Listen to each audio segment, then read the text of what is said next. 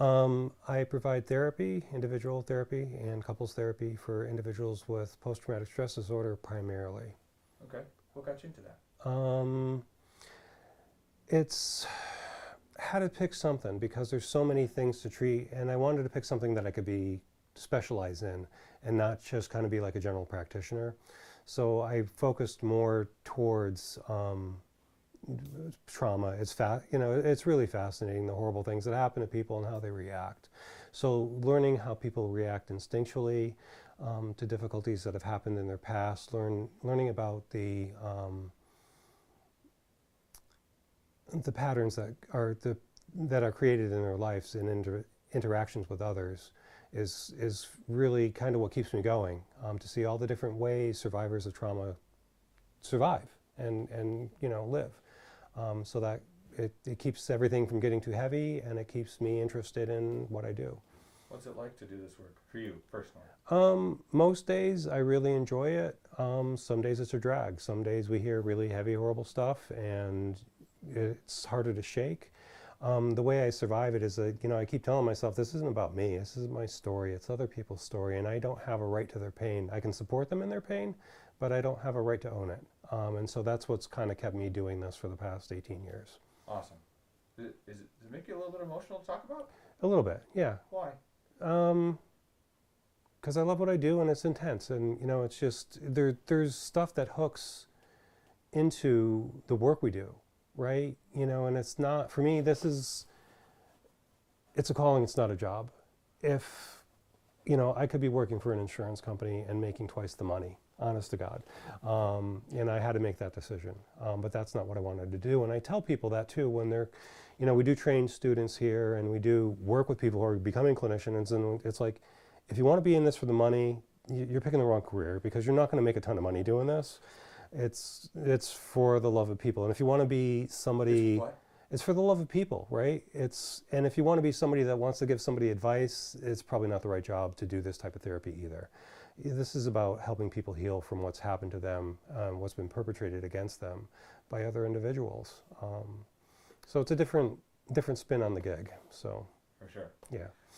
Tell me, if you don't mind, if you can kind of summarize, what's the headline here for the problem you're facing? How would you describe it in one sentence to someone you've never met? Just that I have an insurance company that's not paying me, and it's through no fault of my own, and it's probably through no fault of theirs. It's just the glitches that happen when things change. So yes, that's. Why is this a problem? Couldn't you get paid another way? I cannot get paid another way. The way the claims are denying with this particular insurance company right now. You can use their name, because we're going to use their statement. So. Right. So the way things are going with Anthem right now is it's identifying that my national provider identifier, which we all have as doctors and clinicians, has been dissociated from my tax ID. And because they're not matched anymore, they won't pay me because I'm not basically not registered with them. And this happened. That's what it looks like. That's what it looks like from my chair. And this happened during a transition with both. They migrated over to a new insurance system back in July, I guess. And looks like from where I'm sitting, there's a different name on the explanations of benefits where it's WellPoint instead of Anthem. And it looks like that's where the problem is, because when I call WellPoint, they don't have my MPI listed as attached to my tax ID, so they can't pay me, right? Because I might be charging them fraudulently, right? Things don't match in their system. The difficulty is we're about 4 months in and they haven't been able to fix it yet. So that's the problem that's being caused for us. And it's not that it's a huge part of my income. It's about 20% of my income, but it wears on you financially. And I can't go back after the clients because the way the claim's denied, the client is held harmless because they denied because of my tax ID, not because of an insurance issue.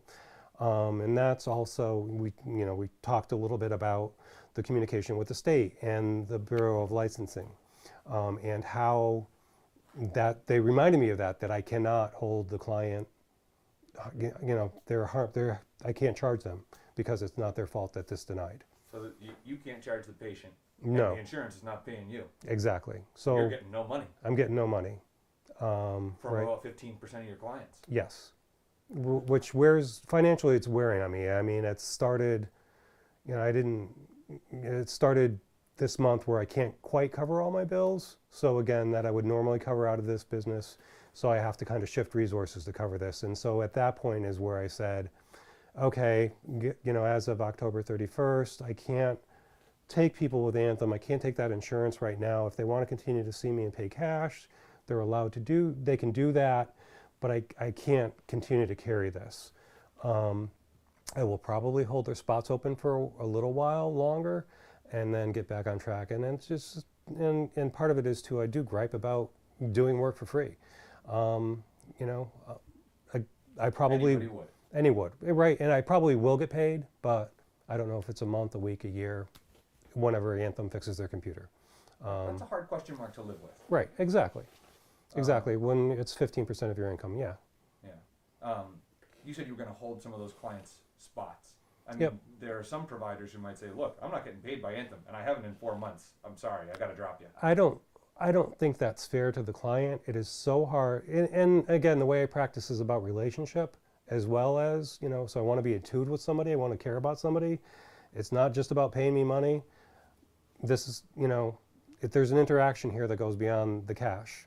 So we want to have this safe place available to them and not just give it away, because honestly, in this market, if I could see 80 people a week, I could probably be up to that in 2 or 3 weeks, because there's no therapist out there. And there's a huge demand. There's a huge demand, right? And so I can't, in good conscience, I can't just dump the people that I am providing care for into that market. It doesn't sound fair. Is it because of the severity of the issues they're dealing with? No, it's because, let's be a human being, right? It's not. It just wouldn't be fair, And we can go on about unfair things in this world, right? But I want to be fair in this world. That's fair. Yeah. So what? So you reached out to the state. I reached out to the state. And bottom line, the state told you, look, we don't interfere with this stuff. Is that kind of what they told you? The first, I sent you a second one email. The first email was much different that I sent to the state. The first email I sent to the state, which I can't find, is why I didn't provide it. So the first email, they said, okay, we understand, we'll get on this. They called me back, that's why. I filed the email in their, I put the email in their contact us form. That's why I don't have it. Yeah. So the information's in the contact us form. They actually called me back on the phone to say that we will reach out to Anthem, tell them, our lawyers will tell their lawyers that they have 2 days to resolve this, and they'll get back to me. And so I got a bunch of responses from Anthem following that. But then the second time I spoke with the state, the story changed. The story migrated to, I'm sorry, we're only here for consumers of insurance, and we're not here for providers of services. And the state kind of backed off. Is that possible that that's what the lawyers told them was going to happen? Or they told them, look, sorry, we can't do anything there? I don't know. I'm just trying to think about why it changed. I don't And I'll know. ask them. Yeah, I don't know why it changed. I don't know if it changed because Anthem's got better lawyers, honest to God, or right. It's all legal stuff. Okay. Maybe they were told they're driving outside of their lane. I don't know. Right.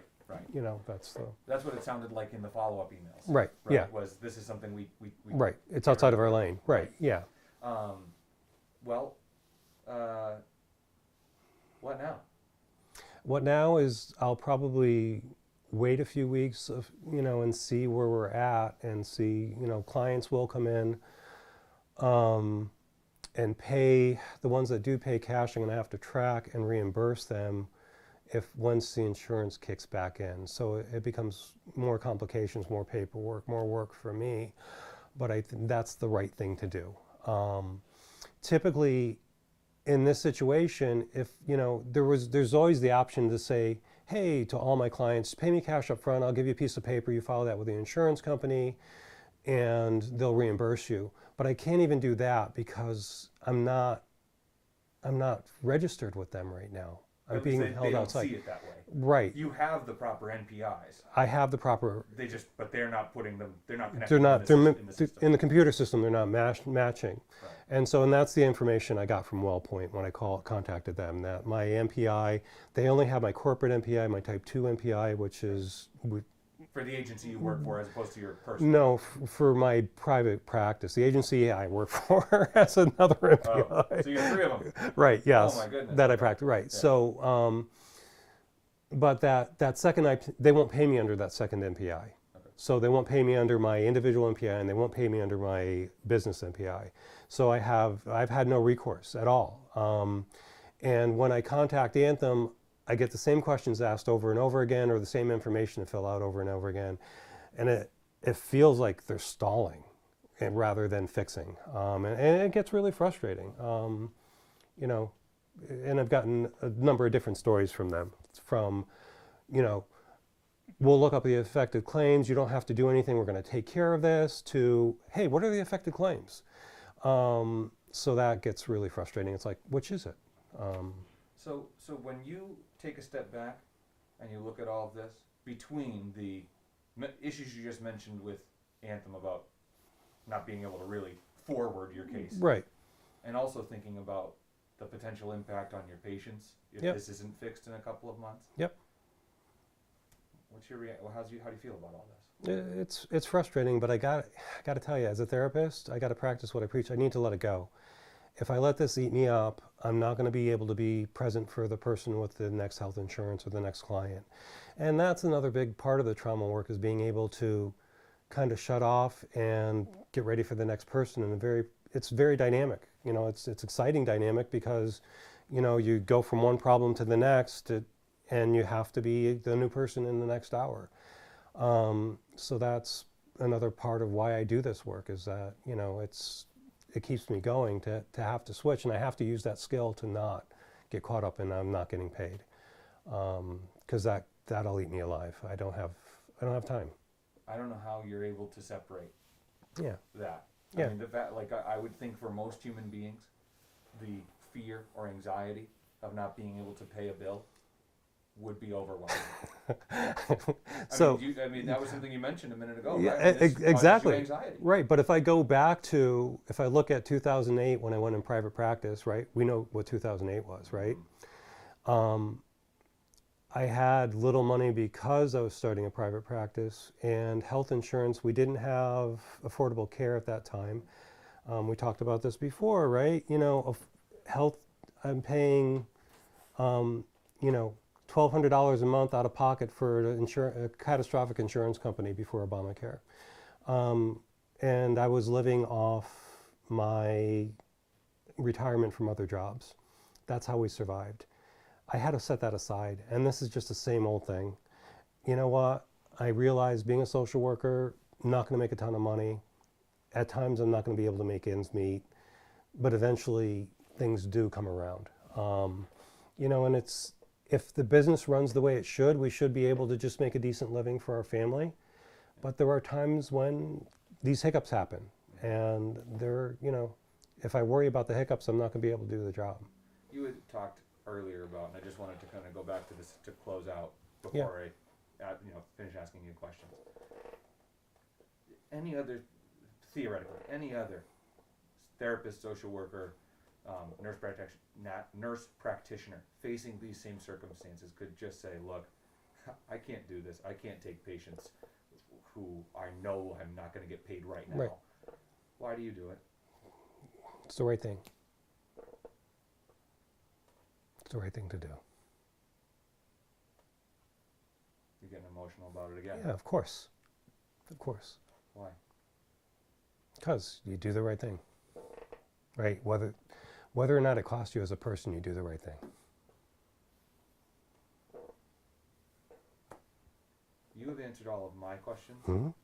Is there anything that I didn't ask you that you think we need to cover? No, I think we're good. Okay. Yeah. I'm going to turn Perfect. these off. Yep, good.